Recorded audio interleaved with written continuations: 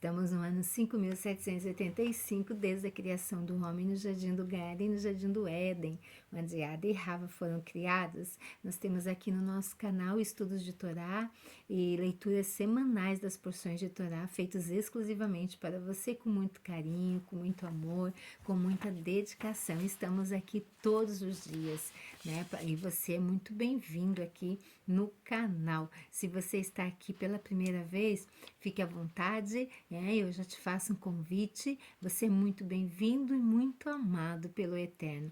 Talvez você está aqui, não sabe como parou aqui, né? Estava ali, mas o Eterno tem algo para dar para você. Talvez uma resposta para a tua oração, talvez uma dúvida que precisa ser sanada. Então a gente nunca sabe, né? Mas nada é por acaso, é a providência dos céus sobre a tua vida. Então eu já faço um convite para você, fica comigo até o finalzinho desse vídeo, assista ele, curta, compartilhe e comenta. Se assim mover o teu coração, vai lá e se inscreva no canal e nos ajude a crescer e seja mais uma luz aqui, brilhando em meio às trevas. Você que já é inscrito, meu beijo, meu carinho a todos vocês, que o Eterno te abençoe e que derrame sobre a tua vida muitas brahotes, muitas bênçãos dos céus sejam derramados sobre a tua vida. E nós estamos já no segundo dia da nossa semana, tão abençoada pelo Eterno. Nós estamos aqui, né, para falarmos das grandezas, das maravilhas que o Eterno Criador deixou para nós na sua instrução. Eu, Nara Chaves, aqui no Torá e Prosa. Nós estamos na 36ª Parashá Behaloterra, que é quando subires, porque o tema central desta Parashá fala a Harão e diz-lhe: quando acenderes as lâmpadas, as 7 lâmpadas iluminarão o espaço em frente ao candelabro. Então aqui o Eterno fala a Harão, né? Que é para acender ali as 7 lâmpadas e a maneira como acenderia. Então aqui nós vemos aqui, onde nós concluímos a porção com Miriam falando Lashon Hará, que é a língua má, a língua da maledicência, né, a Harão sobre o seu irmão Moshe. Então a Miriam, ela cometeu esse grande erro e ela foi punida pelo Eterno com lepra, e ela fica uma quarentena fora do acampamento por 7 dias. Então nós vemos aqui que ela cometeu Lashon Hará, a língua maldizente. Como nós estamos usando a nossa língua? Como é o nosso linguajar? Será que é uma linguagem que edifica, uma linguagem que abençoa, ou é uma linguagem que humilha, ou é uma linguagem que a gente, enfim, usurpa?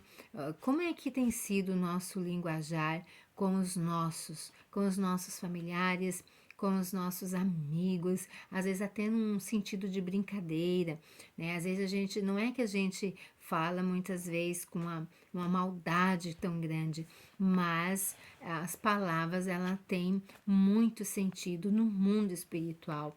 Por que que eu digo isso? Porque a palavra, o Eterno criou tudo que existe com a sua palavra. O Eterno criou todas as coisas com a sua palavra. A palavra, ela tem uma força gigante sobre as nossas vidas e aqueles que nos cercam. Então, como está o nosso palavreado, né? O nosso linguajar, quando as coisas, principalmente quando as coisas a gente olha e ela não está dando certo na nossa vida, né? Então é importante que a gente venha observar. E aqui, então, no sentido de Miriam, no caso dela aqui, Miriam, irmã de Moshe, ela foi falar de Moshe para Harão, todos os 3 irmãos ali. Aqui a gente vê um atrito aqui familiar, né? A confusão aqui, né? A Lashon Hará, que era na família, e ela foi punida pelo Eterno. O Eterno não compartilha com as coisas erradas e o mal vem sobre as nossas vidas. O Eterno aqui nessa segunda porção, o Eterno desejava purificar a geração do deserto.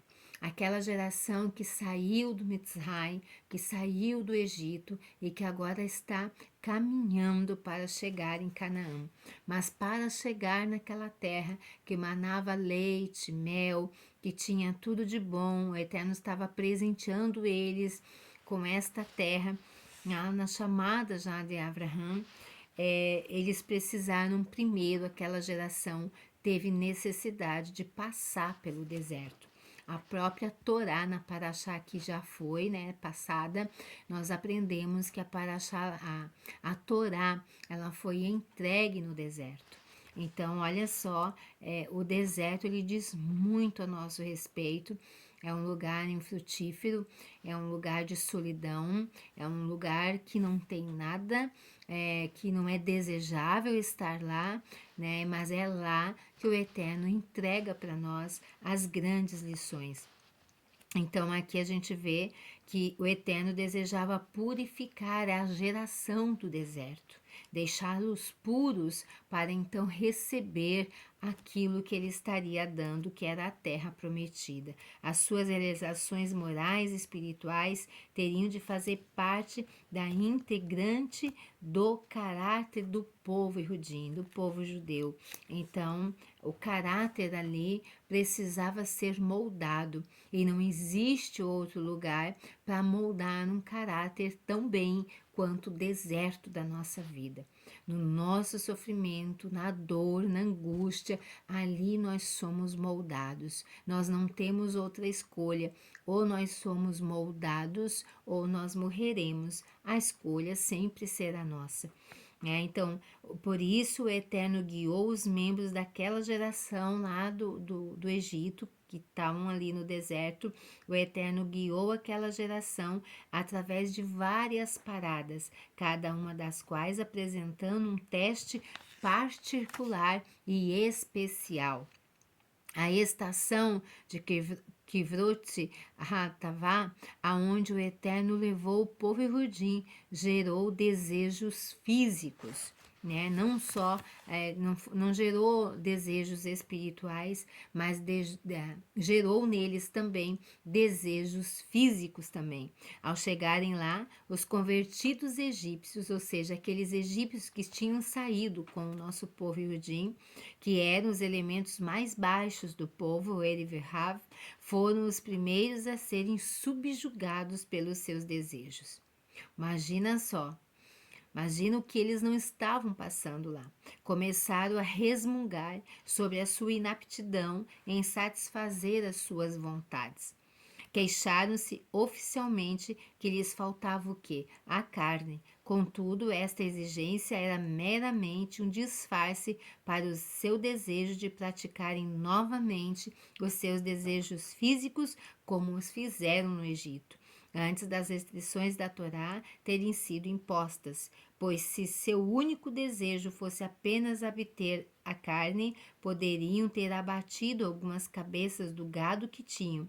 O Erev Rav criou comoção, relembrando os judeus de sua irrestrita vida anterior.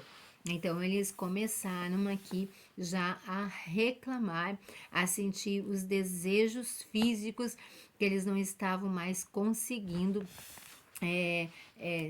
sustentar ali, né? Eles estavam com muitos desejos físicos ali. Então, quando a gente não quer fazer algo, a gente começa a colocar pretextos sobre aquilo.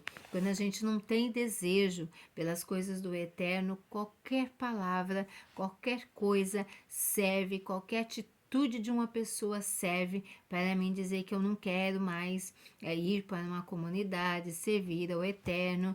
Enfim, a gente começa a criar um monte de coisas ali, de pretextos ali, para não seguirmos em diante, porque dentro de nós ainda tem muitos desejos que vai contra a instrução do Eterno. Então, deixo com vocês aqui, né, essa porção aqui, né, que é pequena, porém, ela é muito profunda no seu conteúdo. Primeiro, como está o meu linguajar?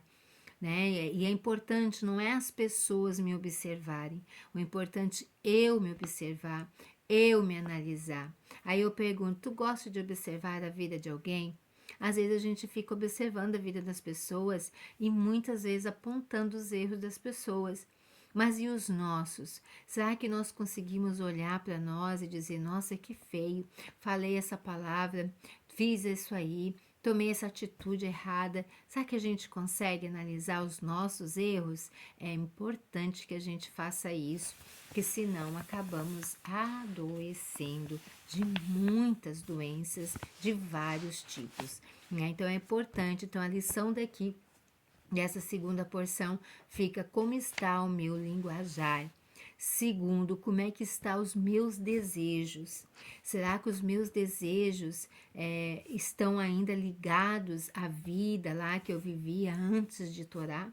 Como estão os meus desejos? Né? E nada melhor que você perante os céus para analisar o teu linguajar e os teus desejos. Nós estamos só começando a nossa semana e começamos muito bem com essa linda instrução para nós analisarmos a nossa vida. Muito obrigada pela tua companhia. Você que está aqui pela primeira vez, se gostou, né? Se moveu o teu coração, vai lá, se inscreva no canal, curta, compartilha, comenta e seja mais um aí, uma luz brilhando em meias trevas, porque juntos somos mais fortes. Que o Eterno te abençoe. Lehitraot. Até a próxima.